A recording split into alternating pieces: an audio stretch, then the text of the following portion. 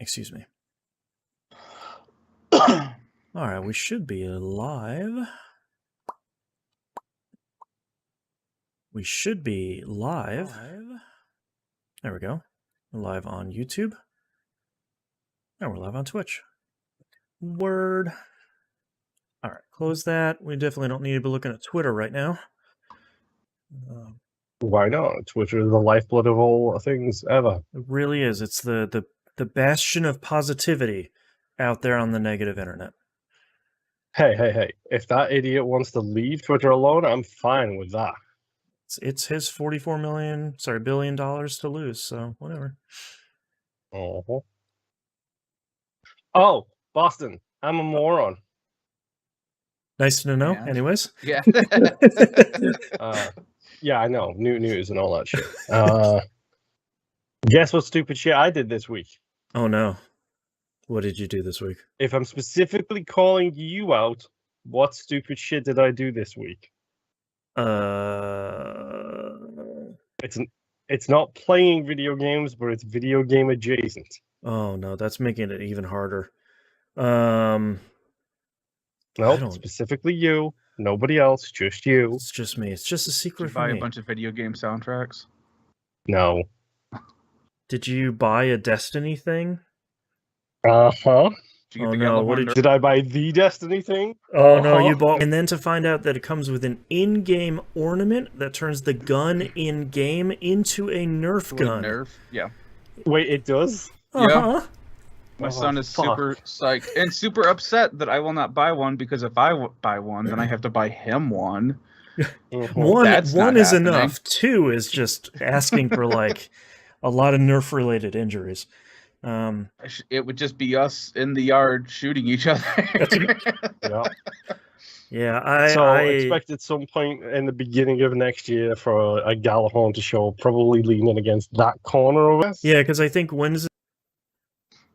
Yeah, And it even does the stupid shit that it does in the game where it fires one thing and then little things come off it, doesn't it? It does. Yeah. It not only is it life-size, it shoots the rocket that shoots other rockets. It's incredible. So we're idiots, is what we're learning from this. I mean, everyone has already known that, but we are idiots with a lot less money now. That is true. Yeah. That is definitely fucking true. Man. Hello, Jimbo. How's it going? Howdy. Nice to see I've dropped a whole ton of frames already. Good news. Mhm. Thanks, Restream. Love it. Excited to continue using your product. It's been going great. Oh, God. Good stuff. All right. Are you guys ready to start this thing? Yep. Sure, why not? Speedrun episode, go. That's right. All right. Let's get started in 3, 2, 1. Let's go. Welcome back to another episode of That Video Game Podcast. I'm your host, Boston. Joining me as always, Moonpear. I didn't literally mean to say it as fast as you possibly can. Well, I'm not the Micro Machines guy, so I can't go as fast as I really wanted to. And the Nymph. Hello. Here with an exciting announcement. It has taken me too long to do this, but it's the return of the TVGP merchandise store, merch.tvgp.tv. You can take you to our brand new store. It contains all of the stuff that we had on there previously. Little bit better prices this time. A little bit nicer shirts if you want to go for the premium ones. We have the yes. Spoiler. The normal ones. Really? A mug? You put that on a mug? So to start us off with, we got the "I'll Never Be Anything Special" mug, which is really good. Sadly, they don't have a pillow option, which was my favorite option in the previous store. But the previous store started selling NFTs, so whatever. Buy. You got these stickers, which are actually really nice. We got the logo shirt. We got the "I'll Never Be Anything Special" light and dark variant shirts. And the We Know shirt returns. For obvious reasons, the political shirt for the 2020 race is not returning. The North in Bloom 2020 race. Gee, I wonder why. 2 more years, I'll open up Illustrator again and put a 4 where that 0 was. Oh, But, man, you guys No, missed 'cause at out that on being point able we to need get to- parchment color. yeah, less great options for especially the We Know shirt, but there's some fun colors it over still there. looks good, yeah. Yeah. So go check that out, Uh, merch.tvgp.tv. And we'll let you know when we have more stuff over there, and as long as you'll let me know if you run into any problems. Because I have ordered some stuff from this source specifically in the past. Seems like it works great. I'm very happy with the logo stickers. Those I turned out to be know really a nice. community member who just bought a cat box that needs more stickers on it. There you go. Uh-huh. Merch.tvgp.tv. There you go. Uh-huh. It's also on the right-hand side of the page. I updated that link if you want to go check that out over there. Okay, Yes. so great. Now, on top of moving and everything else, I'm in the process of trying to do and play video games and watch movies and play roguelikes and do the show. Now you're forcing me to put pen to paper with like the 16 other merch ideas I've had in my Right. mind for like a year and a half. Great. That's right. Thank you. You ruined my Don't life. forget also patreon.com/E1M1. The ones be numbers. Arr. Arr. For today's show. That's right. You can get all the cool early access, behind the scenes stuff, the Outcast, which is our exclusive uncensored episodes over there. They've been really great lately. Highly recommend signing up at the very least for those. You also get 2-week early access to We Roguelike It, where Moon and I are just exploring the depths of our problems with roguelikes, and 2-month early access to Critical Misses, which is the show where Moon and I are kind of catching up on all the media hits we missed. We're feeling a lot more positively about the season we're on right now than expected, which is kind of a pleasant surprise.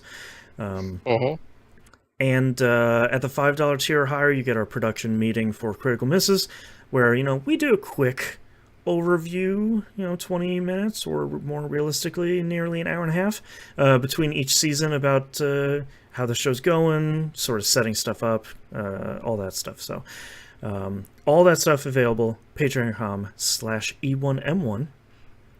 The ones are numbers. I'm getting a giggle out of the mug and the fact that you have the icon so that it's in front of the handle, but with all their pre-generated pictures, it's always you're never seeing it. It's like next to it's like they when you go to put the merch, they're like, all right, put your logo right here, and I'm like, great, all right, put it right in the center, no big deal. And then as soon as you do, it like generates all these pictures of it like next to fruit and bagels and stuff, and you can't see the logo.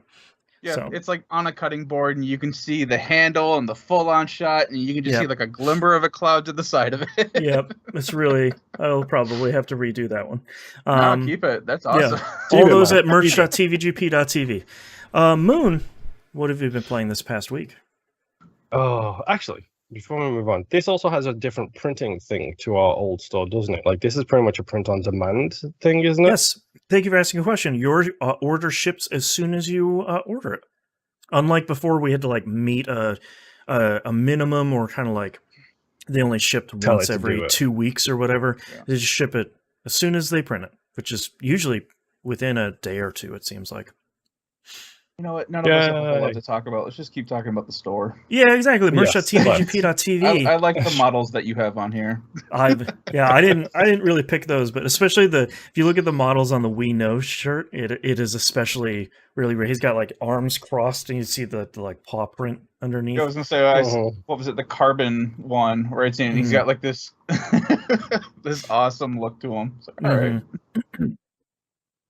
Good stuff over at merch.tvgp.tv. Yes, which is ironic that like literally I bugged you about it after the show, and then a community member bugged you about it the very next day. But anyway, moving on. What have I been playing? 2 things, really quick things as well. Number 1, Dead by Daylight. I'm definitely back on my BS. Nice. Because that game still is ridiculously good. Like ridiculously good. Now I have like 6 lots of DLC to buy. There it is. So, I'm just saying, Dead by Daylight. I've only played as a survivor so far. I haven't played as the killer since like the Series X update or anything like that. So we'll see. They've changed there's like 6 maps I don't know anymore. They've changed the existing maps I did know, so they're stupid high res and look different now. So That's it's like, great. oh. It's nice to see that they have still stuck with that game. Oh yeah, and like there used to be a thing where the killers could put hexes down, and it would turn like this little Blair Witch looking like skull tower on the map to like a black candle would be underneath it, and as long as that candle and that hex was active, then the hex would be active. But survivors could go and dismantle it if they wanted to. Now there is survivor versions of those called boons instead of hexes. Oh, okay. And it's like, oh, I don't know, dude. Like, there's like 90 things going on There's more here. systems. Come on. Like, and you can also buy the non-licensed characters with their secondary currency. Okay, so like not premium currency, but kind of earned. Correct. Right. You can buy them with both, but there is blood points, which everybody knows blood points. If you've been listening to this show long enough, you know I like to talk about my blood points. Then they have prismatic shards, I believe they're called, and you get that for leveling up. You get it for completing certain missions or doing part of the season pass stuff. And then they've got like these glowy golden ball looking things, whatever. Licensed characters with that's kind of cool. The fact that you don't have to actually pay for those characters, you can just unlock them if you want. That is nice. That's a nice little touch. I get why they couldn't do it for the licensed characters. Sure. I get it, because that DLC isn't $6. That DLC is like $10. Yeah. You know, it did also give me a rude awakening when I didn't know who Sherry was. I think it was Sherry. Who was the lady from Silent Hill 2, I think. Oh, okay. Is that the daughter? The short blonde-haired girl. I was gonna say, because I know, what is it in the third one? I can't remember her name, but you play as the daughter of the MC from the first game. Oh, okay. As someone who's never played a Silent Hill game, Yeah. I know Pyramid Head because he's iconic. He is the iconic cap of the Silent Hill games. For sure, from the second game, so. But that second game really goes in weird directions. Yeah. Really good sound design, though. But yeah, so I played a bunch of that, had fun, got a bunch of blood points, did a bunch of dailies, made a killer look embarrassed, you know, the usual. Yeah, all the usual DVD stuff. Yeah, including the same killers that were terrible when I used to play are still terrible now. So screw you, Doctor. Screw you, Freddy. And there's another terrible one. To play as or terrible to play against?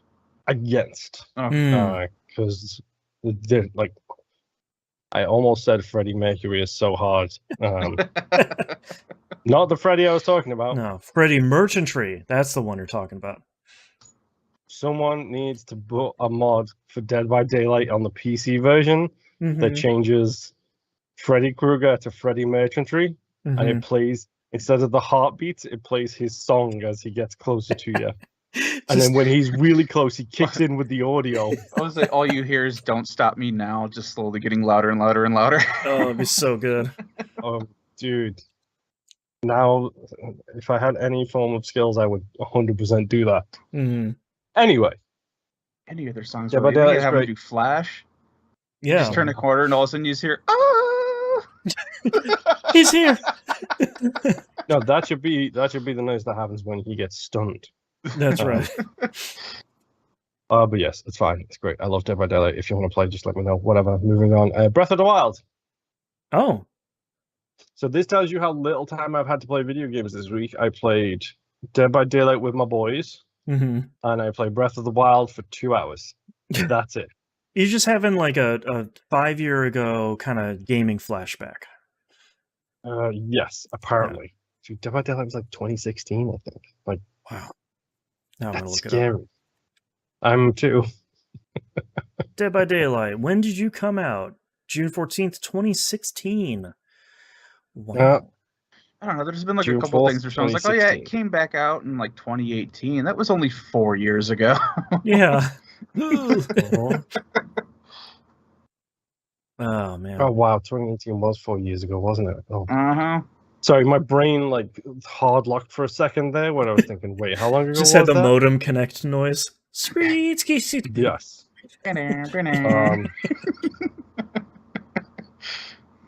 Why is Breath of the Wild so good? Because it doesn't tell you what to do. Yeah, there's that. That's my thesis. Thanks for coming to my talk. Look, it does what it does really well, and it does what it doesn't do well really well. I think the biggest thing for me, True. why I think so many people click with it, and why it's so friendly for people that don't typically play a lot of games, is that it's so friendly.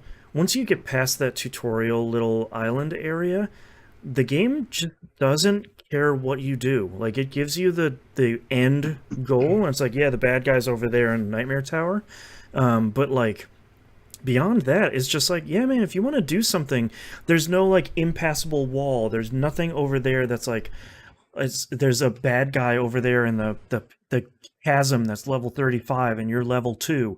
It's just like, yeah, man, like, do whatever you want. We don't really care.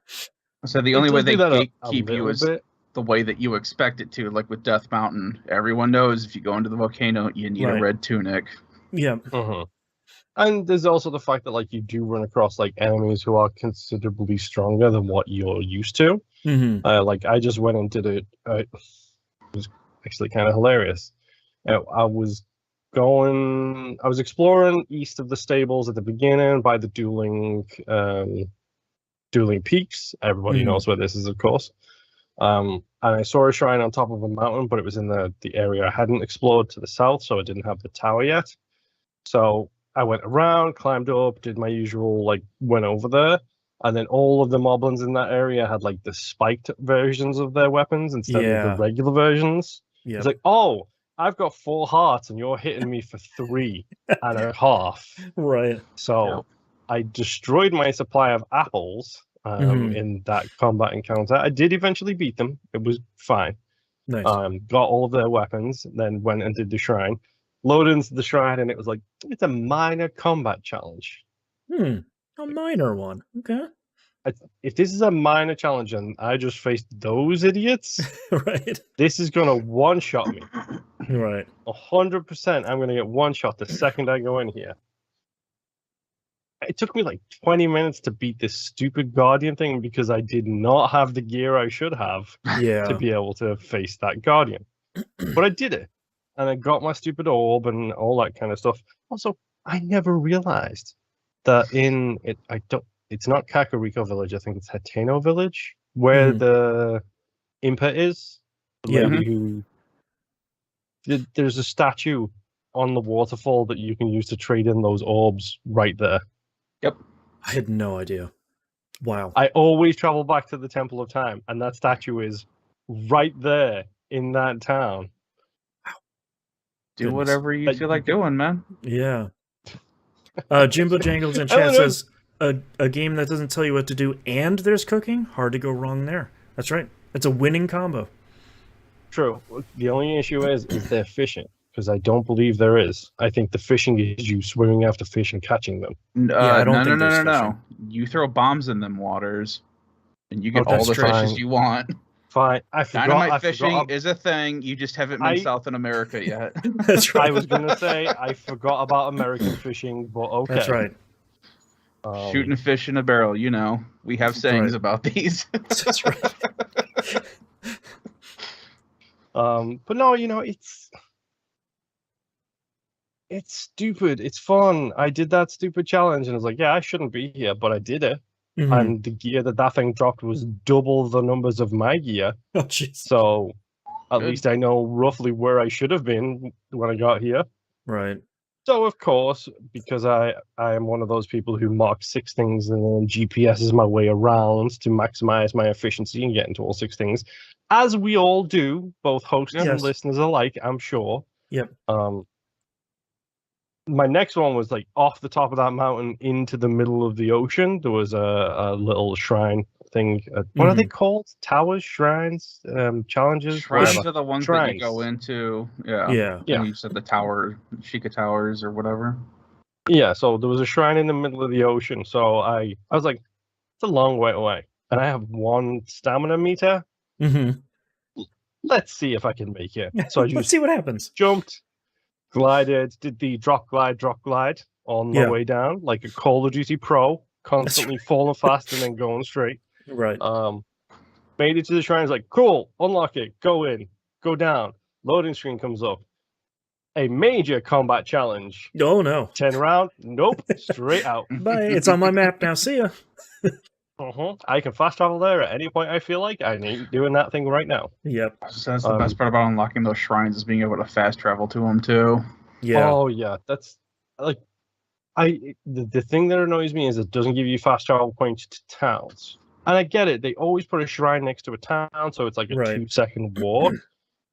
But at the same time, it's like, come on, you should please just plop me in the middle of town. Fast travel point. Yeah. Yeah. Exactly. Like that's all I'm asking for. It's not that much of a big deal. Right. You know, I got my horse. I got everything else organized. I'm really loving being able to just jump on my horse, point in a direction, and go. Yeah. And because I've got all the DLC, I thought, well, I'm fed up of losing my horse and not being able to do anything if I get out of range. I'm just going to do that legendary like saddle mission, which I'm pretty sure is Epona. Yeah, I think so, yeah. So I'm just going to go do that and get I'm just going to go get a motorcycle. You know. I was going to say, there's all kinds of weird horses. You can get... I think you can get a unicorn in the game. I wouldn't doubt. I know you can get Ganon's horse for sure. Oh, wow. But I could have sworn that my kids were Ocarina, like the black horse from big Ocarina. Black horse, yeah, like it towers over all the other horses. Wow. But I could have sworn there was like a unicorn or a Pegasus or something you can get in Breath of the Wild as well. Yeah. Honestly, I play Destiny. It wouldn't surprise me what things I got a giant spider for a motorbike, so I'm used to this kind of thing at this point. Sky's the limit. But to be honest, I just want something where I don't have to whistle on it to try and navigate its way around mountains. Right. I want the best horse in video game history to be the only horse that ever exists across all platforms. And that's right, I'm talking about War's horse from Darksiders 1. He hears you everywhere. It's the polar opposite of the motorbike from Sable, where it's like, I'm in front of, I can see you, and you're not coming to me. What are you doing over there, motorbike? Come on. Whereas War's horse is like you summon it and it comes up from the ground underneath you, and you are just sitting on it as it spawns. It's so cool. It's still just the coolest. Horse. Oh man. Oh. But yes, I'm hoping Epona will do that because it says it can summon the horse to me wherever I am. So I like the sound of that. I'm hoping it's just like this magic saddle where he like pulls it out of his backpack and it's like the size of his head or something. He just throws it in the air and then the horse is underneath it. Just jumps up in the air like he's already mounted and the horse just shows up. Right. Yeah, exactly. Oh, that's War's horse, dude. War's horse did that too. War's horse was great. So cool. Was it Death's that came up from under the ground? Like underneath you? Was that War's? Okay. Yeah. They used the same horse in 2, I think. Okay. But I'm pretty sure it was War's horse who like you summoned and it just came up and you was like, yeah, because you would be at a run and it would just pop up behind you and you would just keep galloping on. That's so cool. Or if you were jumping and falling, you could hit the button and he'd land on it as he went. It was just the coolest. All of the coolest things. But yes, that's all I've been playing. I like video games, apparently. Yeah. It's safe to admit that. You're with friends. Is this a safe space? No, it's not. We all know that it's not. That's right. Come on. It is for everybody else. It could be worse, yeah. That's right. That's right. What you been playing, Nimp? All right. I have been playing a ton of Sappho this past week. Ah, yes. I actually beat it. Oh, nice. Managed to do that Chaos! before everything else started happening. Yeah. So when's the last time any of you guys have played Final Fantasy 1? Like a year ago. Okay. Never. Okay. If I'm remembering correctly, Garland in the original Final Fantasy 1 kidnaps Princess Sarah because he used to be a captain who fell in love with her, but she rejected his feelings, and so he went mad. That is correct. Okay. This adds more lore to that. Nice. And it also adds a ton more lore to how Garland went back in time. Right, because if people don't know, Final Fantasy 1 is a looping time travel story. It's what really made me enjoy Bonkers JRPG. Yeah, it goes some places, man. But yeah, so once you beat the game, I feel, do a really good job of adding like this kind of side lore to it. Nice. That kind of puts Final Fantasy 1 in a slightly different perspective, which kind of really wants... I kind of really want to play Final Fantasy 1 again.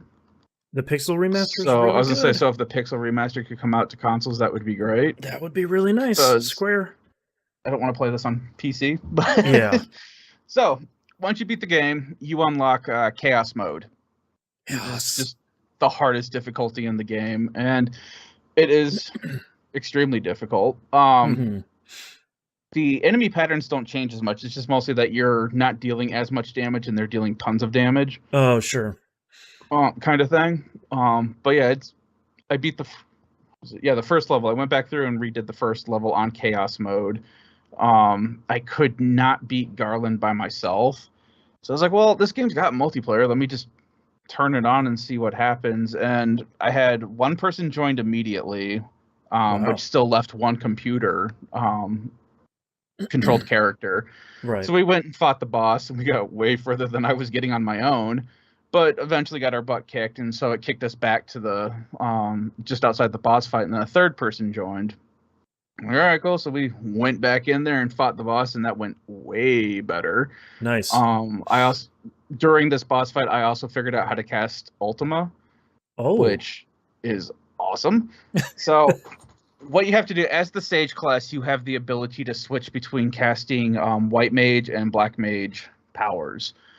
What you have to do is you have to cast as a sage 3 white mage powers and then 3 black mage powers. Oh, okay. Doesn't have to be, you don't, it can be like 1 white, 1 black, and going back and forth or whatever. Sure. It just has to be as a sage. You cannot change classes. Once you have underneath your health bar, there'll be like these 2 icons that'll show up that have like little numbers on them, like little tokens. Once you have 3 of each, Ultima shows up, and it doesn't cost any MP to cast. That's cool. And it basically creates this green fog that just instantly starts doing tons of damage on everything in the area. Oh, that's great. Kind of wicked awesome. Oh, man. But yeah, so we beat that. I got a bunch of armor and stuff. Now, looking into the guides and stuff, it's kind of just a numbers game of, hey, you need to grind so that you get your equipment level to this level, so that way you can, do the other ones on harder difficulties. You can pick and choose. Each area you have to be earning these crystals, so that way you can buy, the more difficult levels, so that way you can start getting the better equipment off of those levels. So, all right, cool. What should I start doing for armor? And I made the mistake of looking at a guide, and it instantly went hard into the science of, so you need to have like a dark mage with 450%, blah blah blah, and this, that, and the other. And I'm like, I'm trying to figure out how to grind equipment. I don't even know what this crap is. Right, where do I start? Do you have a beginner's guide? So talking with a couple other people, there is a map that I had already started grinding, just to start getting equipment. And once I get everyone enough equipment, then I'll take a look at the guide, because I 100% have no clue what any of these people are talking about with maxing out like affinities and all this stuff. And apparently that's going to increase that class's abilities and powers and stuff. I have no clue. Oh, wow. Yeah. There's literally probably about 3/4 of this game I didn't touch because everyone was like, "Don't bother with it until you beat the game." Oh, And sure. now that I've beaten the game and I'm looking at it, I'm like, I have no clue what any of these systems are. They're like, buckle up, buddy, let's go. It's like, no, wait. So I've been doing a lot of just messing around with that. I might continue playing it because I do just still enjoy just jumping into a map and just running around blowing things up. Yeah. So, and I've still got a bunch of other classes to unlock to test out. So I don't know, man. This game is pretty awesome, though. I would, if it ever goes on sale and you're kind of interested, pick it up. I mean, if you're interested now, pick it up. But yeah, it's been on my short list because it's all things that I would enjoy, and I really like Final Fantasy 1, and I like the idea of like, here's what happened before, and it's like, that's a wild idea. I'll take the ride. Let's go. Yeah, because there's a whole. From what, like, it's been years since I've played 1, but from what I can remember, they've basically taken what little bits were kind of hinted at in the original game and just blew up like the whole back end of the lore of that. And they're like, all right, this is what's actually happening that you didn't catch the first time you played Final Fantasy in 1985. Yeah. Right. So yes, Strangers of Paradise Final Fantasy Origins. Check it out. Really cool.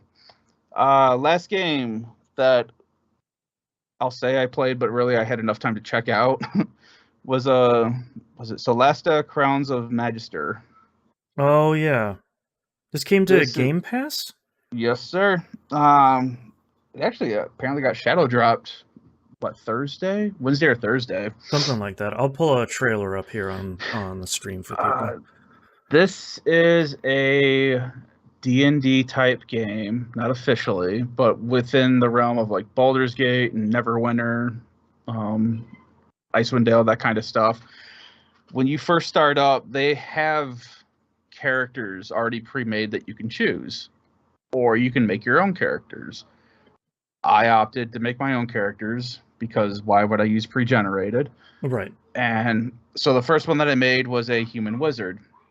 And you go through and you can, show how they look, put scars on them, tattoos, all that fun crap. That's all things that we expect in character customization. However, once you're done with that, it dumps you like hard into like the D&D back end of things where it's like, hey, here's this dice roll. Do you want to put it in strength, dexterity, constitution, intelligence, charisma, wisdom? Oh wow, okay. And I'm like, oh yeah, okay. This is you're going in deep immediately. Yeah. So they have two different ways you can do this. It's a pre-generated dice roll that you can keep re-rolling if you want with no penalty. It's just it re-rolls all of the dice, so you don't keep any of them. Oh, okay.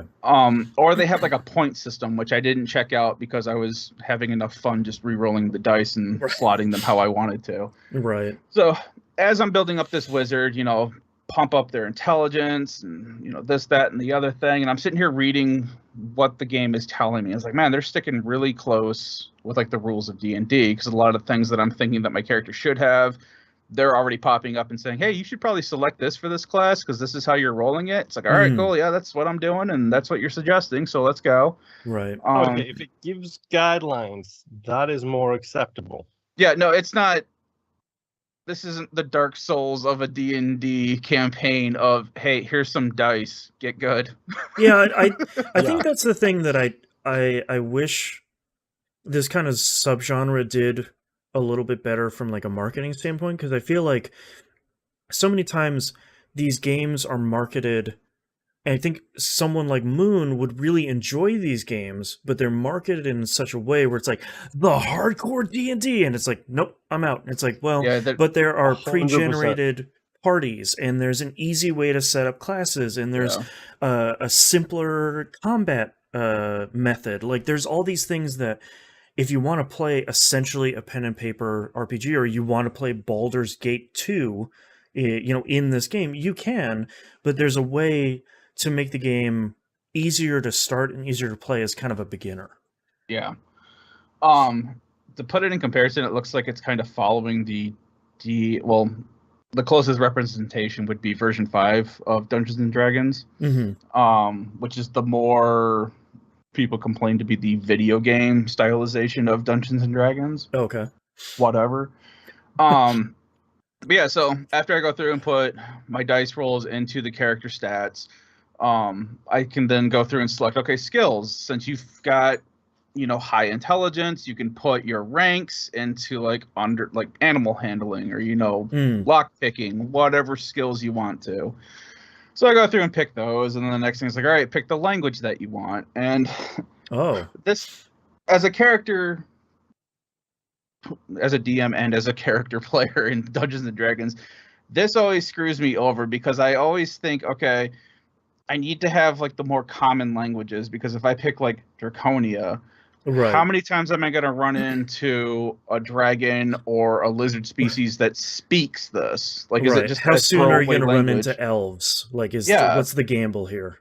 So it allows me to pick two, or no, it allows me to pick one. And I'm sitting here complaining to my son who was watching me. I'm like, my wizard has an intelligence of 19. I should be able to pick 3 languages from this thing. Common should be the basic, and then sometimes you get extra with wizardry, which was the one that it let me pick. And then after I picked it, it's like, okay, now pick 3 languages based off of your intelligence. I'm like, all right, cool, thank you. There you go. So now my wizard knows all languages in this world. It's learning languages for fun. Like this is a standard thing. So once I got my my wizard created, pops up an achievement saying, hey, you created a wizard. Nice. All right, cool. Thanks. Move on to the next. You can have 4 characters in your party for a campaign. Mm-hmm. So like, all right, so I make a snow dwarf cleric, because dwarves are either fighters or clerics. That's it. There's no in between. I've got a half elf rogue, because again, half elves are rogues. There's no in between. And then a halfling who I turned into a fighter. Okay. Just because I always think it's really awesome when you have some 3-foot tall little guy, and then they have monkey grip and they're walking around with a full-size scythe. I mean, they have an 18-foot long Sephiroth sword. So shocker, you like the ridiculous. Right. Yeah. My first D&D campaign where I played with a bunch of friends, we got into a lot of trouble because we were super loud at our buddy's apartment with us constantly swearing and being way too drunk trying to figure out math with dice. Right. And yes, one of my buddies was a halfling who took monkey grip and had a regular sized scythe, and he wore a black hood, so he looked like a miniaturized death just walking around with it. Is this a Discworld novel all of a sudden? I mean, we can make it one, but yeah. So I get achievements for creating each of those classes. So I'm going to assume that for any new class that I make, there'll be an achievement tied to it. You start off the game, and then I get another achievement that says keeping with the classics, because what I hadn't thought of, at least outwardly, was that I created a wizard, a cleric, a rogue, and a fighter group, which is the original. There you go. That's fun. Because I wanted a well-rounded, party for my first time. So that's cool. I get that achievement. I'm like, all right, cool. This game's really knows where to put these. So it knows its audience. And then it opens up like Dragon's Age Origin, where your characters are at this bar waiting for a job to start. At least with the campaign that I started with. I think there was another one you could have picked, but I just went with the first one that it popped up. So they're in this bar, and all of your party members slowly start to show up here, and then they all have like a backstory for like, my snow dwarf got ambushed on the road here, so then you play as the snow dwarf. It kind of like goes back in time. And my cleric is in a cell with no armor or anything, so then it's kind of walking you through the mechanics of, okay, this is how you choose to make your character move. You hit this button, this will highlight stuff that you can interact with in the world, like a broken wall or a chest or whatever. Hiding behind this wall gives you like half cover, that kind of stuff. Right. So I work my way through and get their armor and their weapons and stuff, and I beat up a couple of guys, and then my dwarf escapes, and then it goes back to the bar, and then it highlights back to, okay, this is what happened with the fighter that I had. And so on and so forth. So you're it kind getting of all your class tutorials. Yeah, it's giving you kind of like a backstory and a tutorial for each of the classes that you've selected so far. But it plays straight up like Baldur's Gate, like I said, Neverwinter Nights, where all of your parties are there. You click on an area, and based on whatever formation you chose is how they're going to run through to wherever you selected. You click on things to kill them or interact with them, whatever's going on at that time. And the mage so far has an okay set of skills that I'm messing with, where I can make things glow, I can blind everything, and I can shove everything off with Thunder Wave. So Interesting. if I stun a bunch of enemies, I can just shove them off the side of a cliff, and That's that's all easy experience. Get your force push on. Yeah, but that's as far as I've gotten so far. I was just getting past like everyone's origin story. I'm really liking it. It graphics wise, it looks okay. It's not going to win any awards on that. But it sounds like they're going to be releasing more campaigns with it. So I don't know. That's cool. I don't know how much is there right now since they've said that. Like, I don't know if it's a fully released game. They're just like, hey, we're just going to add more later, or if there's like 3 campaigns so far that you can mess with. Right. So I'll keep playing it and I'll keep checking it out to see how much of it's actually there. But I'm really liking what I'm seeing so far. Crown of Magister? Yep. Nice. Yeah, that's all I've been playing this week. I didn't feel like playing games this week. Having one of those weeks where it's like, maybe maybe I'm just gonna take a week off. I checked out. Sometimes you don't want to. Yeah, and I figured why not? Why force it and like not have fun? Shouldn't be playing something that you're not having fun with, unless it's Destiny. Am I right? Hey, I got him. Have you met me? That's right. That's right. I did pick up the new mobile version of Dicey Dungeons. Nice. We played this on We Roguelike It over a year ago or so, maybe when it first came out. We really liked it. When we played it, it just left early access. Yeah, I think you're right.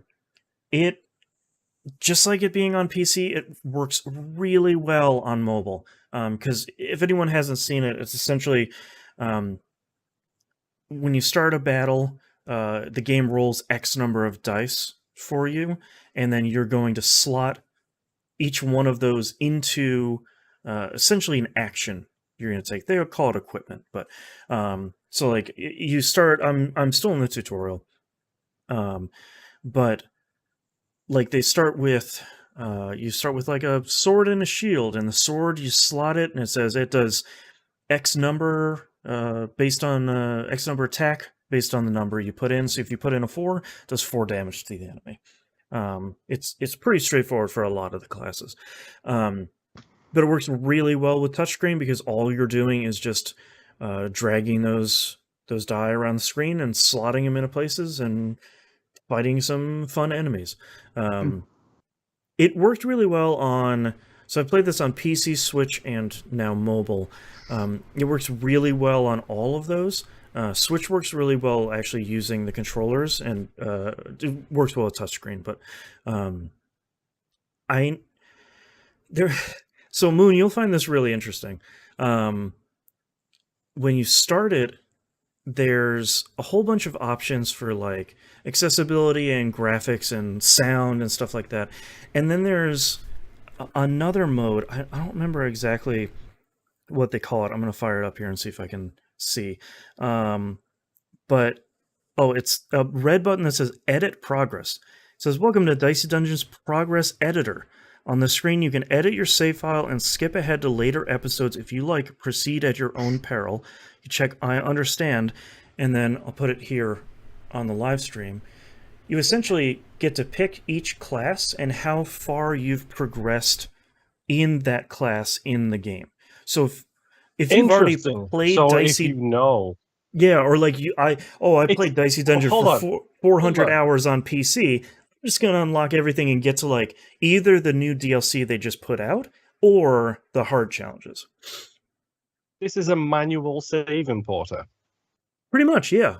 Yeah, which is really smart because that's great. Yeah, because like if I had spent hundreds of hours on Dicey Dungeon, it's like I don't want to go through all the tutorials for the different classes. I want to get to the new DLC that just came out. What is it? Dicey Dungeons Reunion, I think is the new stuff they just put out. There's like some big free DLC pack they just put out that kind of revitalizes. I think it added some new classes too. I think that's a really smart way of doing it. And Moon put it best. It is really just a manual save importer where it's like, hey man, if you're like a pro on Dicey Dungeons, just unlock everything. just go on, head through. You can even unlock all the classes, but not progress and through any of their episodes. You can just say like, all right, I just want all of them available, and I'll kind of go play them or mix and match or anything. So that's really, really smart. I think that's a really smart way of doing it. And I think there's some pretty hard challenges in that game. I like the idea of allowing players to just say, this is too hard for me. I just want to keep going through I just want to keep playing this game. I'm just going to skip past this. I think that's really great. And there's only $5. That's a really great price for a mobile version of Dicey Dungeons, which is already by itself a really great game. So 2 thumbs up for Dicey Dungeons. I could see that being like a really good wind down at the end of the day, kind of like laying in bed, listening to a podcast and playing Dicey Dungeons sort of thing. So far, so good. And the other thing I checked out this week is more Sims 4. I have really wanted, much like Moon, I've really wanted a game this week that I don't need to, not like struggle with, but I need something that's way more of a chill kind of experience, where it's like, yeah, I'm letting my Sims do their thing for a while, or kind of pushing them into other things. Yeah, lo-fi games to vibe to. That's right. All it takes. That's right. And my daughter is really enjoying playing it with me. She likes picking out all the outfits. She likes naming people, especially, and giving them their kind of overall aspirations and kind of their career path. So that has been fun to kind of. She isn't always super interested in playing games. I think because she's 5 and having so many games have like really distinct fail states is really frustrating. She still loves playing Astrobot's Playroom on PS5, though. That's a constant classic. But it's been kind of fun playing it together with her. Of like, all right, well, they met a new person. Are they going to be friends with them? Are they going to be mean? Are they gonna try and date?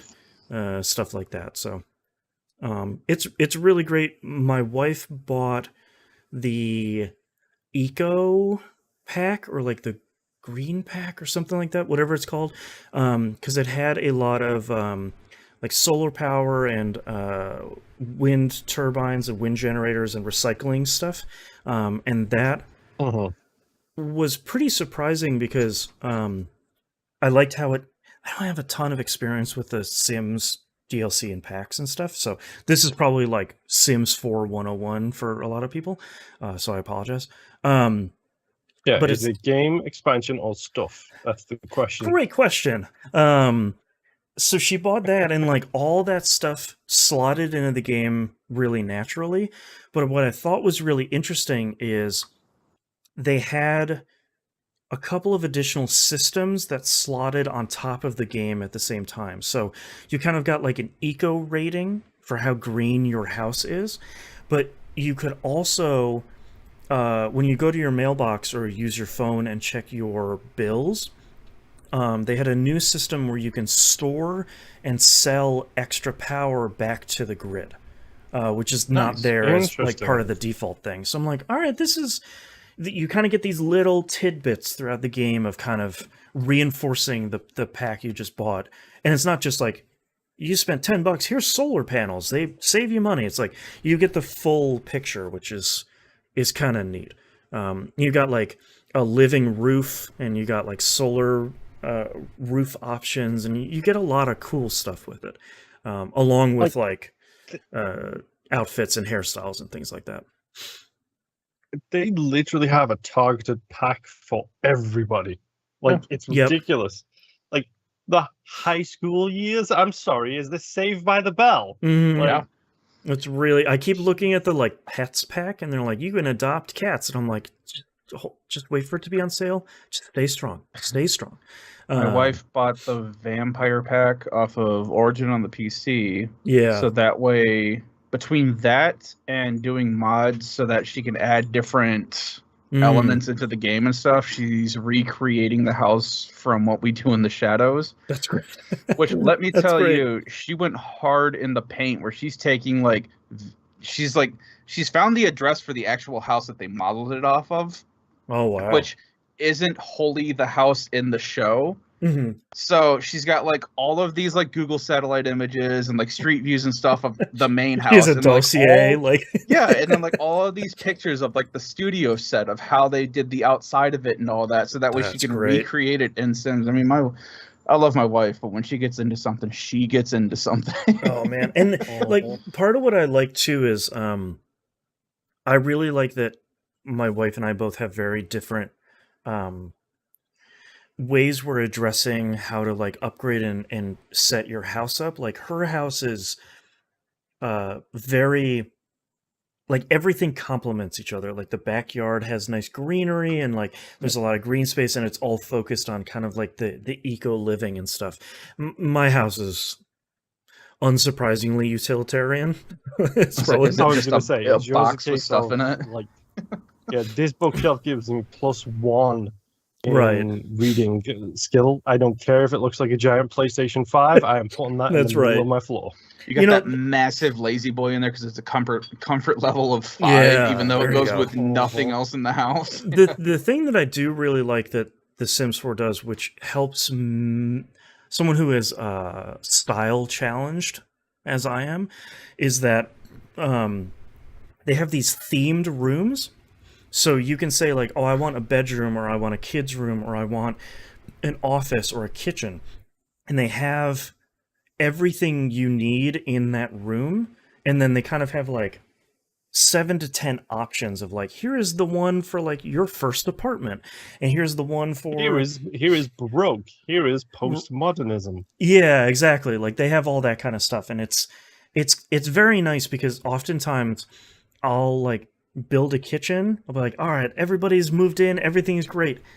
Why are they not washing their dishes? I forgot to put in a sink every time. All right, edit the... like there's always like that one thing I forget in each room. So it's nice that you can plop down a room and it has all of the basics that are all kind of largely styled the same. And they usually have like 3 or 4 color options, which is like, well, here's the red kitchen and here's the blue one. It has a different wallpaper, has different flooring and stuff like that.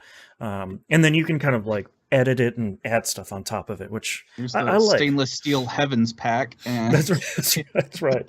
I keep looking at the werewolves pack and I'm just like, I really am very curious about how that whole thing works. My wife bought the magic one too. She's bought most of these packs because my daughter, well, both my kids are into Harry Potter. Sure. So they started doing the whole potion crafting in there and the spell crafting and stuff, which in the actual game doesn't do a whole lot. However, they get to live the whole where it's like, okay, at home they don't use magic, but when they go to work and you're the minister of, I don't know, magical affairs or whatever, and you're blowing up cats and stuff because they're not really cats. And right. And I think you get to pick a familiar or something too with that. Oh, that'd be great. Yeah, it's kind of, I've never really kept super close eyes on Sims 4 because it seemed like it was a really solid game that EA has just stuck with and just kept making better and better over the last couple of years. And now that I'm playing it again, it very much is that game. Like it is a Sims game. I know there's always that argument of like, oh well, I like Sims 3 better. Oh, I like Sims 4 better. It's because of I don't really. The best Sims was Sims 1, and we all know that. Let me put my glasses on real quick. I played that so much when it came out. Oh my god. Still have all the CD-ROMs and all the expansions that my wife owned when she was a teenager. Yep. She wanted me to throw them out, and I told her no. Never. But yeah, Sims 4 is still really great. I really have no complaints about it on console. Every once in a while, especially if I have woken my PS5 up, there will be some frame rate issues in like the edit mode, and I just have to like save and exit to the main menu, load my save back up, and it's fine. But that's common stuff for all these consoles for the last couple of generations. So, yeah. So before you close down talking about The Sims, what is the greatest thing that The Sims has given to society at large? I am always tickled by Simlish, but I'm not entirely sure that that's the best thing. I think the best thing is real pop stars doing their songs in Simlish. Yes. I'm gonna ask if you're referring to Katy Perry or not. Yeah. All of them. There's been It's like so 7 good. or 8 of them at this point. It's so hilariously amazing. My second favorite thing was they introduced the Goth family to the regular normie folks. Yes. Yep. Yeah, the Goths are... I started a new save because I kind of wanted to do like 2 new careers, and I know that you could switch careers, but that's kind of not how I play The Sims in general. And in my first game, the Goth wife, I think her name is Bella Goth, would always get into a fight with someone and then come storming my house, kick over my trash can outside, and then storm off of my property. I'm like, lady, what are you doing here? Like, you didn't come in my house. What's happening? Like, please. Yeah, it's a blast. I love it. And especially the thing that's great too, especially with library sharing, is I spent like, what is it, $5, $7.50 on it or whatever, and my wife and I both have been playing like crazy for like that same $7. So library sharing is great. The Sims. Yeah, it's one of those games where it's like, if you start and you get that hook in, you are done. Yep. 100% done. Yep. Do we know, does the PlayStation 5 have keyboard mouse support? Because I know the PS4 got into it pretty heavily now. It does natively in the OS, but individual games have to support it. So like you can use it for like text chat and stuff in the OS. Or like posting to Twitter or whatever. Yeah. But so I'm going to tell you guys a secret too. Yeah. My son plays on my original PS4 in the living room. Whenever he plays Destiny, it's on mouse and keyboard off of my PS4. Oh, sure. Yeah. And any game that he plays that he can get away with it, which seems to be a ton of them, he's always playing mouse and keyboard. Yeah, PS4 seemed like it eased up on that restriction over time, which is nice. Yeah.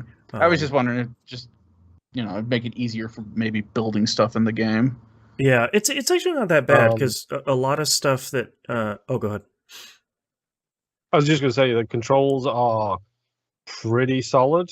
Yeah, it looks like natively the Xbox One version has mouse and keyboard support. Okay. Yeah, Sony's been and potentially on the PlayStation. Sony's been kind of locked down on peripherals on the PS5, which is really kind of strange because they were pretty loose about that on PS4. It's odd. Anyway, Sims 4 continues to be great. I can't recommend it enough. I'll probably start scooping up some packs and whatnot next time they go on sale. Because some of those are maybe a little bit more expensive than I want to spend, where it's like, here's this cool pack, it's $20. And it's like, I don't know. Seems like a lot of money. But I'm not sure. But that's all. I do that with Dead by Daylight. I just wait for wait for a sale. It's like, yep, $3, sure, 50% off, whatever. It's that's like right. You saved 76%, $1, and it's like, oh, this was cheap. That's right. That's right. It's already cheap. Right. All right, that's all I'm playing this week. Let's take a break. Yep. Let me get my dog outside real quick. She's losing her mind. I see her pacing. Yeah. I got a Louise in here. Oh, Louise. Come on camera, Louise. The crowd loves you. She is currently sitting on my recliner giving herself a bath. Ah, well, I don't want to interrupt that. Yeah. She's only done it 10 times today, so can't interrupt it. And, well, I think this might be bath number 4, nap number 56. Right. You got to keep the ratio correct here. Yeah. Oh man. Blah blah blah. Oh, let's see if there's any last minute news stories here. By the way, not expecting there to be, but you never know.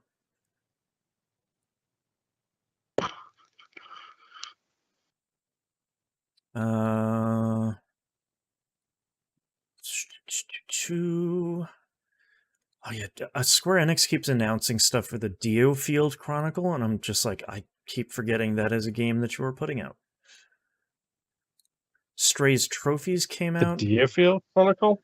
Yeah, it's like a action strategy thing they're putting out. It looks pretty interesting. Stray's Trophies got announced. Those look pretty straightforward to get. It's coming out here pretty soon. Next week, I think. Speaking of trophies, Mm-hmm. I need to be talked out of something, Boston. Mm-hmm. You know my current situation, which I haven't really talked about on the show, and I will continue to not do so.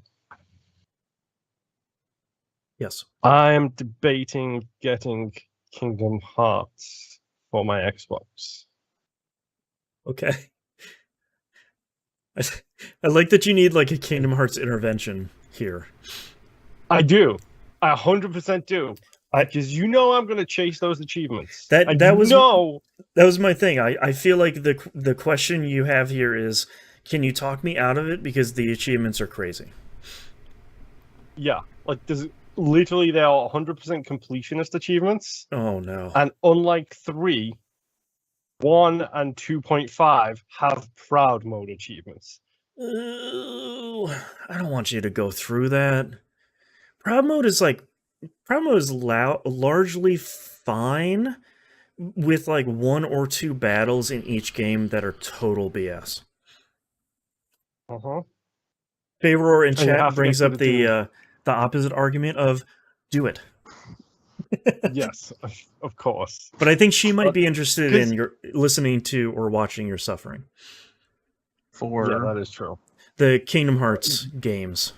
I am trying to be talked into or out of buying Kingdom Hearts 1 or 2. I said to Boston, you both are aware of my situation, which I don't talk about on the show for a good reason, and I will continue to not do so.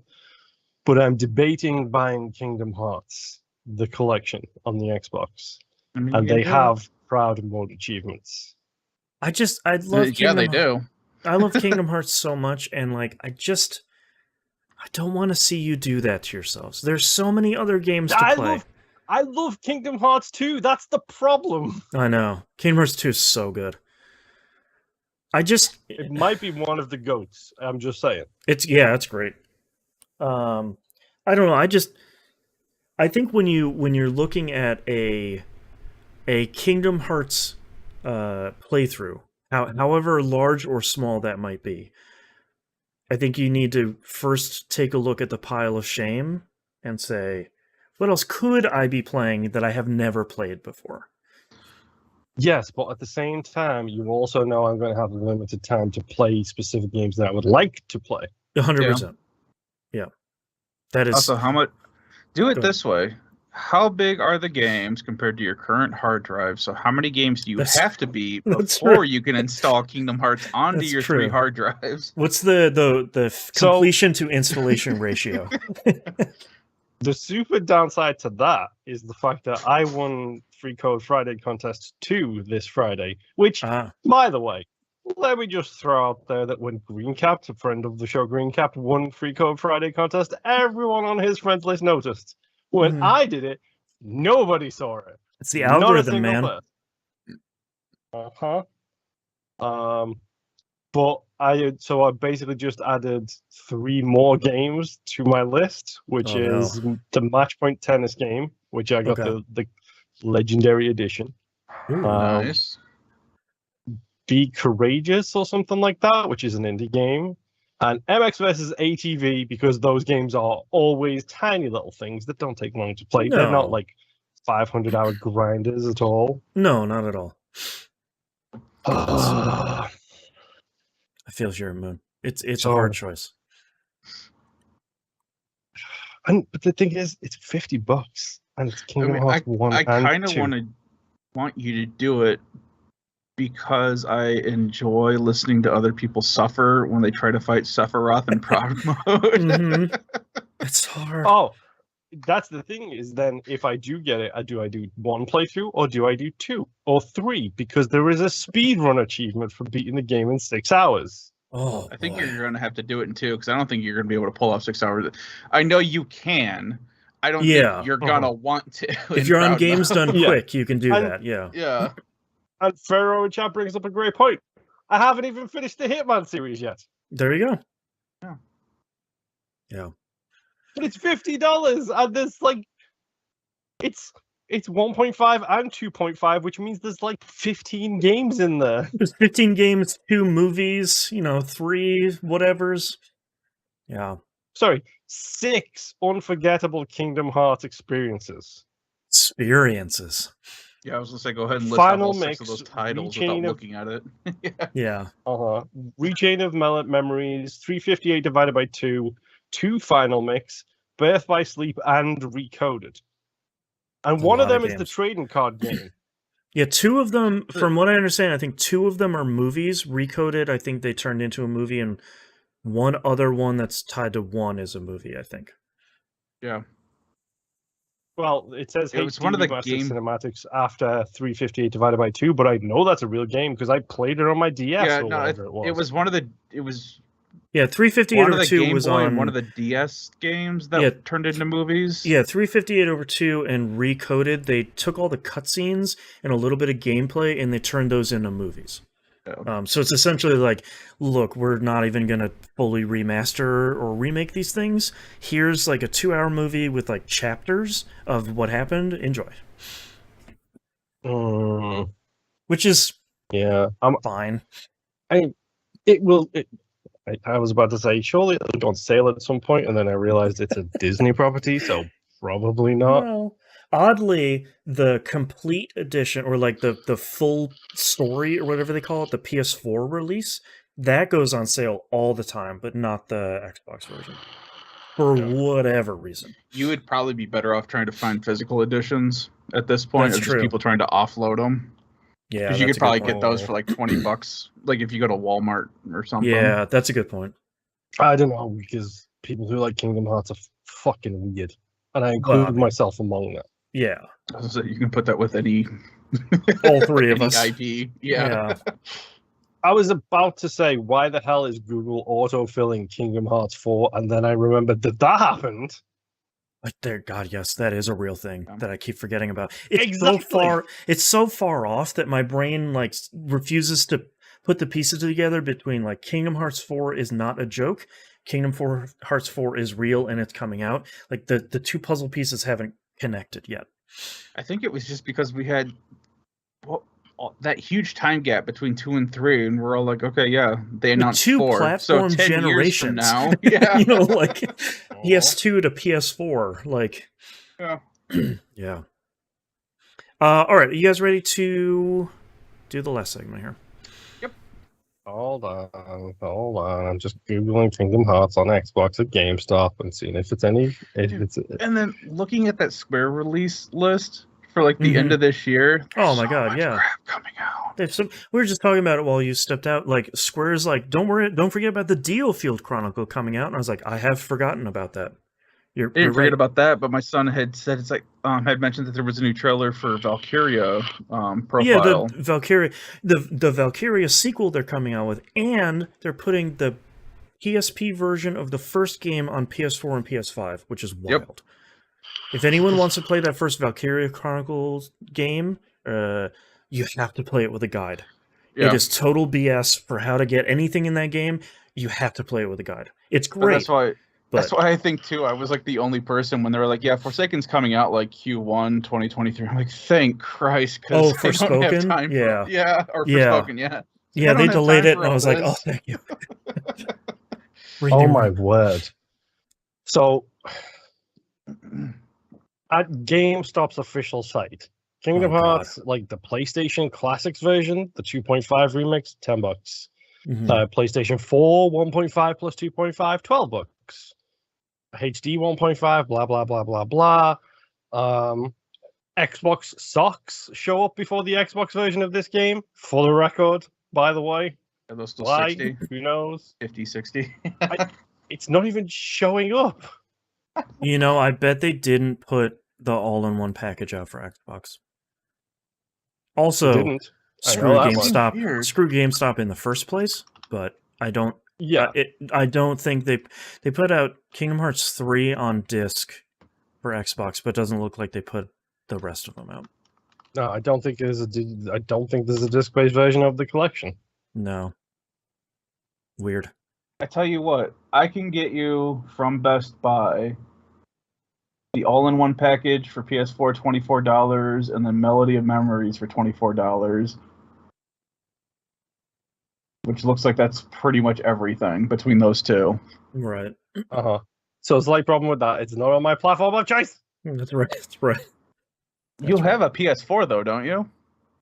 Yes, Somewhere. I have a PS4. Okay. It's sitting over there, and I play it so little that I I'm haven't just even letting bothered you plugging in know. the power or the HDMI yet. Yeah. All right. Let's get started here with the last segment here. Or a Switch. Buy a Switch. And you could just play the No. cloud versions. Yeah. That's great.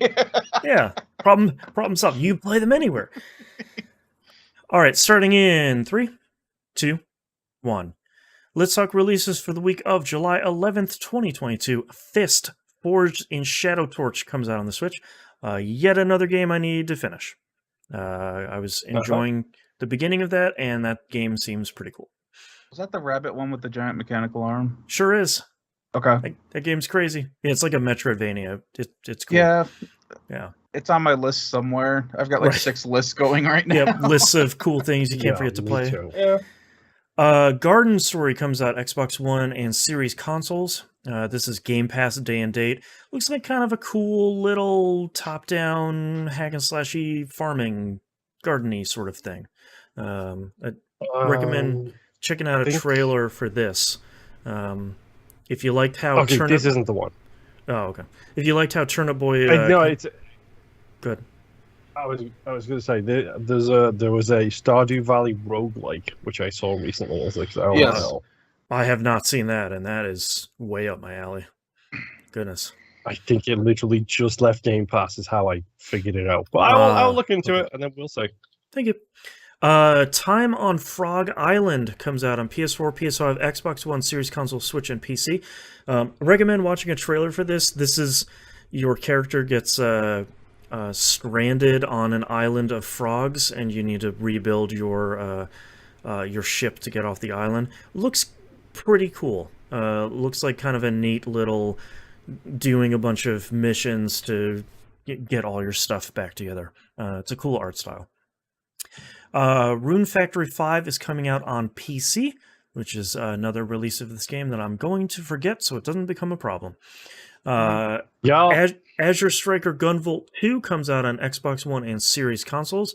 If you haven't seen any of these games, they're kind of spiritual successors to like the Mega Man Zero games, or like maybe some of the Mega Man X games.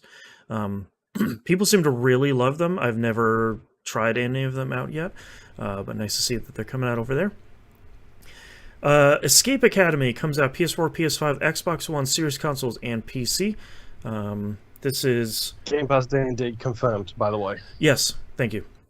This is we saw this on Summer Direct. Games Fest and Day of the Devs. It was Wholesome Direct, I believe. Oh, was it? No, was it DDD? Yeah, it was the Day of the Devs. This is the one where It was on a thing recently. It was on a bunch of those, yeah. Yeah. This is the one where the arcade game company turned into a escape room company, which is making an escape room game. You've probably seen clips and videos of this out where you're like trying to escape from this giant school that's one escape room after another. It looks really cool. I'm really excited to see reviews for this. This looks like a cool thing. Next game, talking about kind of unique things. Eyes in the Dark, The Curious Case of One Victoria Bloom comes out on PC. This is a 2D platforming roguelike, and it's black and white. And the only weapon you have is your flashlight. So you're kind of solving puzzles and taking out enemies using the flashlight. Really cool style, really unique thing. I think that looks like a really, really cool thing. And last but certainly not least, Power Wash Simulator comes out on Xbox One, Series consoles, and PC. That is Game Pass day and date. I hope this comes to PS5 at some point, because my wife has been eagerly anticipating this game. I'm a little bummed it's not out on that yet. But everything super excited for it too.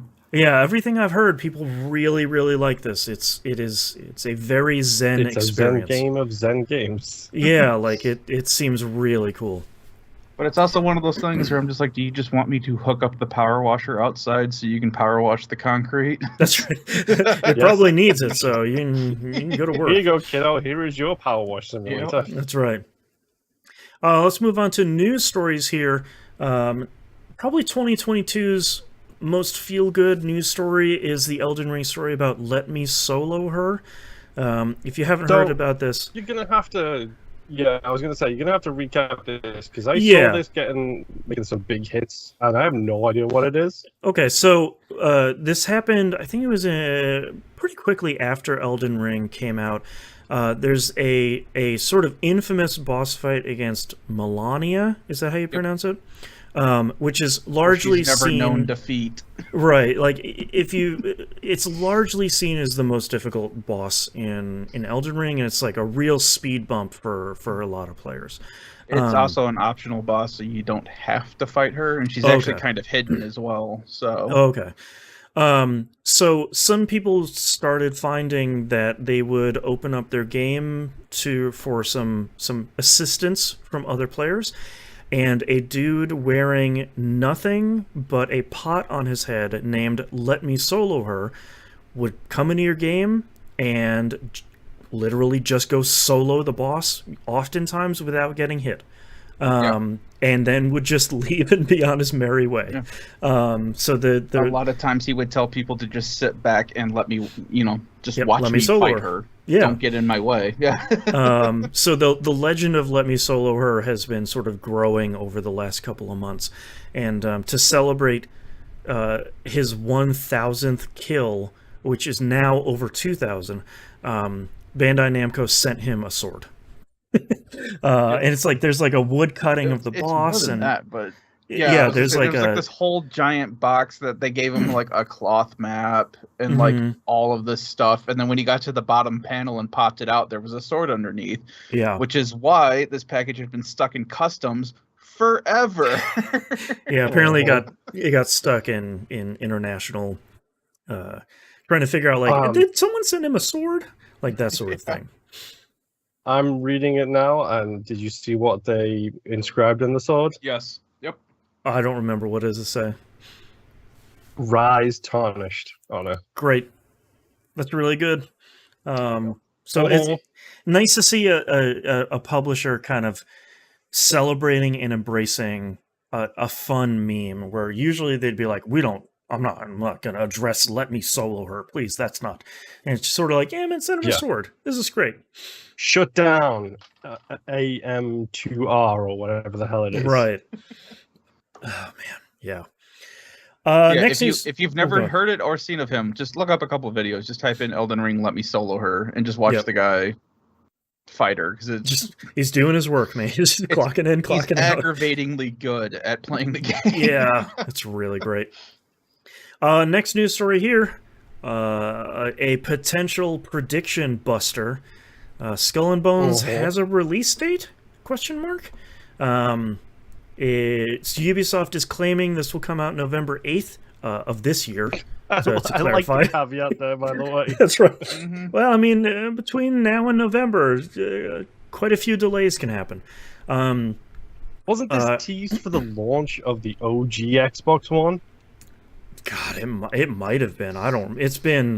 They've been talking about it for a really long time.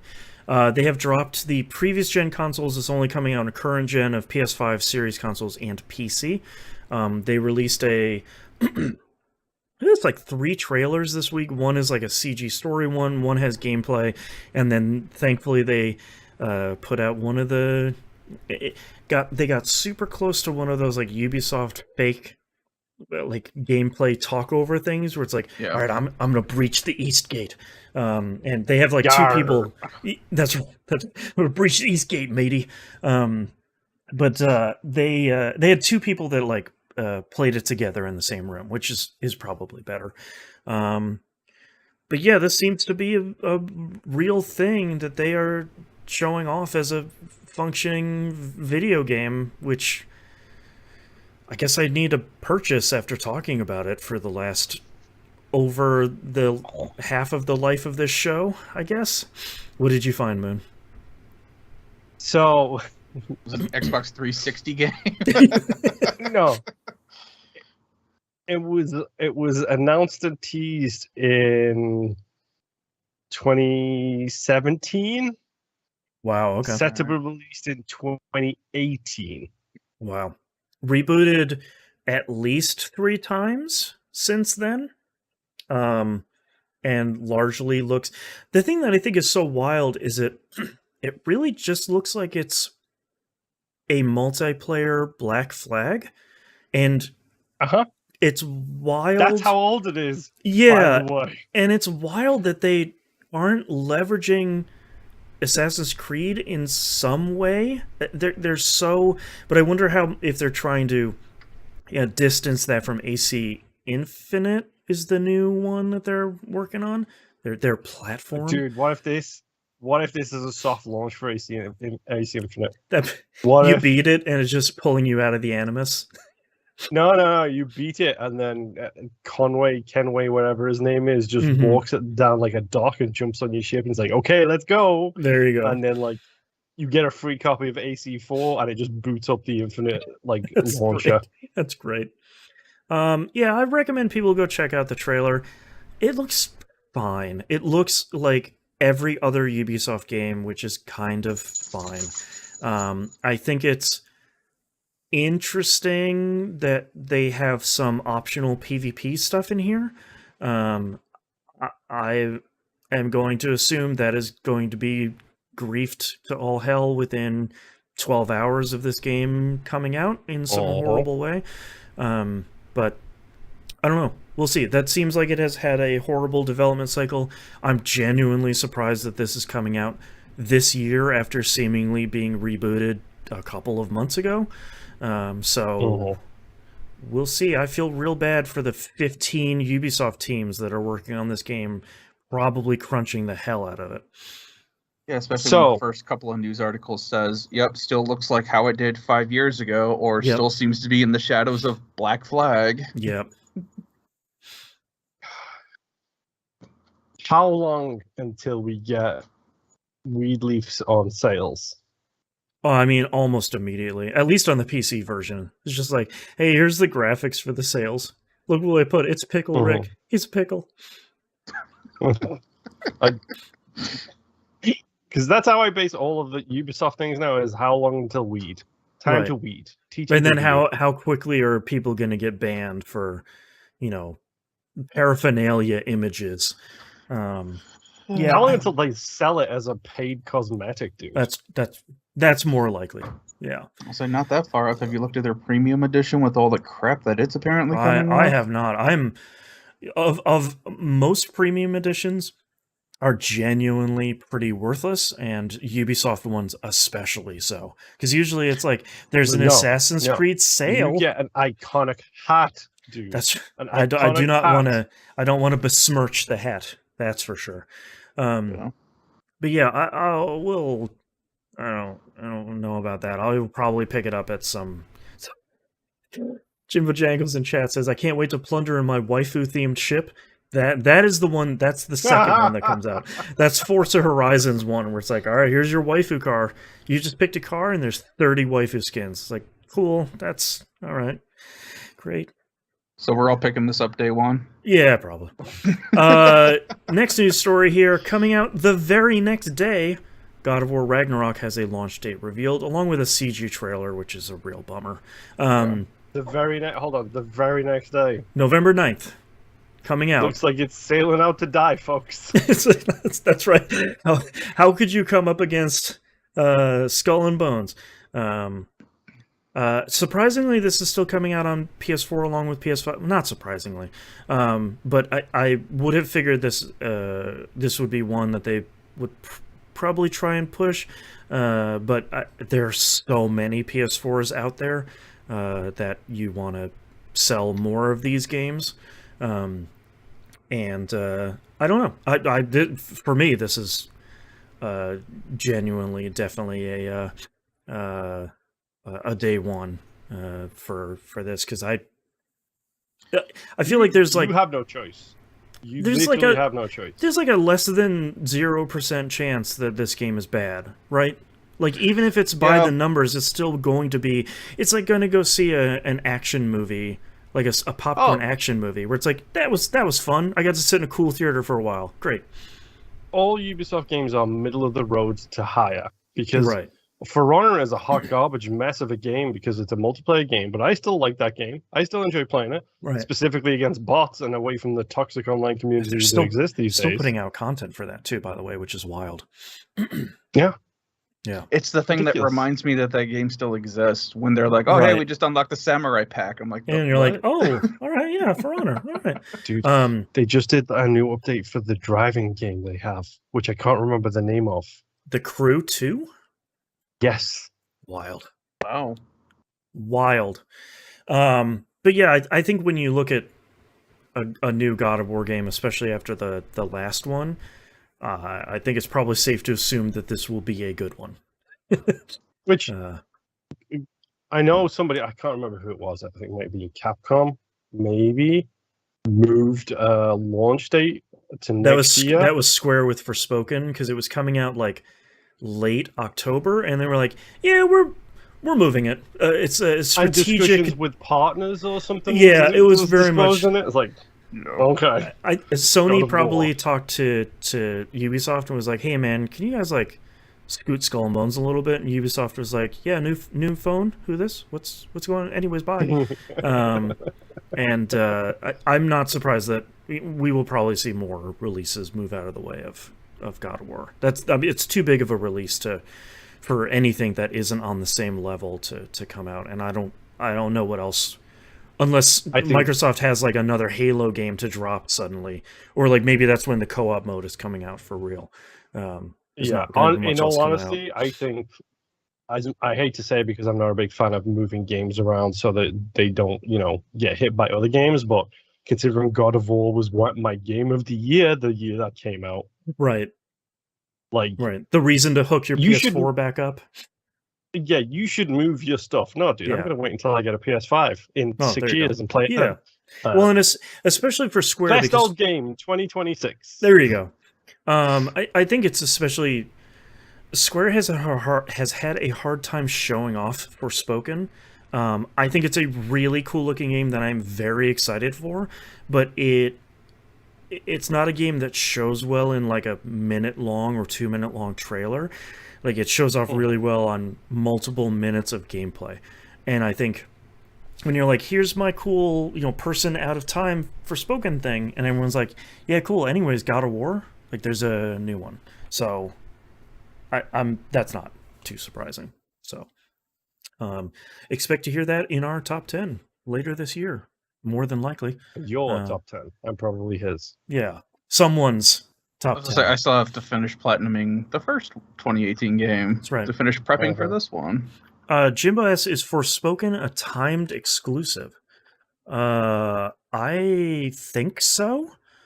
What is this even coming out on? It's now coming out January 24th, 2023. PC and PS5. Yeah, sounds timed exclusive. So I'm going to go and assume that it's not a timed exclusive, and that's going to be the two platforms for good. Knowing Square's hesitance to put out anything that isn't forced by a partner, cough cough, Disney, to put it on another platform. So, it's a bummer. Like, I'm sorry, but did Capcom not show you the way? Did Monster Hunter World not, embrace everybody and be like, hey, by the way, Xbox has got a platform, just so you know? It's like we talked about recently, just Square and Atlas just making really wild port decisions that just are nonsensical. It's wild that Persona 3, 4, and 5 are coming out on Xbox, thank goodness, but I certainly wouldn't have guessed that to ever happen. So I don't know what Square's problem is with Xbox. I can tell you how that happened, the Persona thing. It's old enough to where it can literally brute force the processing. Exactly. Yeah. We'll push this emulator in it. It runs fine. All right. We're good. Yeah. It's a bummer. All right, that's all of our news stories this week. So that's our episode for this week. Thank you very much, everyone, for listening. If you'd like to visit us, you can do so at tvgp.tv. Everywhere to find and follow us is on the right-hand side of the page, including the link to merch.tvgp.tv for our brand new, kind of brand new, but returning merchandise store. It's got all the hits over there. It's got all the good stuff. And patreon.com/E1M1. The ones and numbers. Grr. That's right. Thank you for this. This episode brought to you by Skull and Bones. You can get all the cool audio and the exclusive stuff we talked about at the beginning of the show, and you help support us paying for the show because hosting is not cheap. It is not a cheap thing to do. It is certainly not free, especially if we don't want to have ads on the show for, HelloFresh or a mattress or whatever. No shade if that's how you pay the bills, but if you want us to not have ads in the show, then that's how it goes. If you can't support us financially, totally understand. Best way to support us is by subscribing on the YouTube channel or sharing on social media, telling your friends. All the word of mouth stuff really, really genuinely does help for this show and any other things you listen to or watch and love. And that's our episode this week. See you all next week. Bye. Bye. Bye. Okay, before we do titles, Boston Atomicrops. Atomicrops. Yes, I have heard about that game. It seems fun. It's on Game Pass still. Yes. It just left. Oh, did it? It's leaving now. Oh, okay. I'm sorry, I could have sworn I'd seen it on there earlier, but apparently they had a free update a year ago, and it was called the Doom and Bloom update. Right. But that is a Stardew Valley-esque roguelike. I'm just it looked cool. Pushing this potentially for the list. You don't understand me. I actually have it open. Is Atomicrops on there? No. Let me add it right now while Nimp is doing our titles. All right. I have Freddie Mercury is So Hard, American Fishing, Utilitarian House, and Plunder in My Waifu-Themed Ship. We cannot have another waifu title. We went down a rabbit hole for like 3 or 4 weeks back to back. We can. We 100% can. When was the last waifu themed? I was gonna say, I'm pretty sure like a year ago, I think. All 3 of us had at least one waifu title. Yeah, it was a problem for a while. And this isn't even ours. This is, I think, Jimbo's. So yes, it is. That's right. All right, Moon. What are your? January 24th of this year, episode 744. My gun is a waifu. 7 months. That's fine. We can do a waifu episode. God. Okay. It doesn't tell you what to do. I forgot about American Fishing. I got the longer version. You like the ridiculous. Manual save importer. Lo-fi game survive 2. Game expansion. Sorry, game, expansion or stuff. Style challenged. On a thing recently, waifu themed ship, and Capcom showed you the way. Oh, I like Capcom showed you the way. Already forgot about Capcom. The only other one I had that wasn't on your guys' list is everybody knows about blood points, which is a good, because you're like, everybody knows about blood points. Like some weird cult. That's right. Oh, you don't know about blood? Let me tell you about. So I sell you blood points, and then you sell blood points to 2 more people. That's right. That's right. They sell blood points to 2 people each. It's perfect. Everybody will be rich. Non-fungible blood points. It's a multi-level blood point scheme. That's right. It's a pyramid head blood point scheme. If I could swear, I would. I hate you so much. Oh, I did it. Can we change the episode I was just like, can that be a title? Yeah. It's a pyramid head scheme both ways. I'm sorry. Does the titles go in the main show anymore? Yes, they always go in the main show. Okay, then there you go. Today's episode title is Pyramid Head Scheme, and I hate you for pyramid head scheme. Yes, I'm okay with that one if you guys want to do it. Yeah, Like that's it's fine. gold, dude. Like that's perfect. It's so many different levels. I would be fighting for waifu themed ship, by the way, if you hadn't just dropped that gem on us. A pyramid head scheme. Circling it. I've got one in my head, a potential thing. Percolating up there. It's percolating. It goes with the theme of the show. I'm trying to figure out if it goes with the theme of the title too, which I don't think it does. This is a hard one since we just unveiled this psychic damage recently. Oh yes. I wish I knew more. Apparently, there is a bar not that far away from me called the Pyramid Scheme. Oh, Okay. don't ever go in there. Yeah, no. It looks real nice. It always looks real nice until they bring you in the back room. It's like, all right, watch the training videos. Okay, this is going to be a weird one. It might work, it might not. I don't know, but we'll see. You got to shoot your shot. Yeah, it's a double reference, I think. So, all right, I like it, Mr. President. Twice in one day. Let's go. Yeah, I think I'm ready. I clearly need to not be podcasting anymore. Oh, God. All right. Starting in 3, 2, 1. This is That Video Game Podcast, episode 768 for July 11th, 2022. A Pyramid Head Scheme. I've got a sword used as a bridge to sell you. There's no down, only up. All right. Thank you very much, everyone. Appreciate you all listening, watching. I hope we'll see you all next week. Have a good one. Bye. Bye.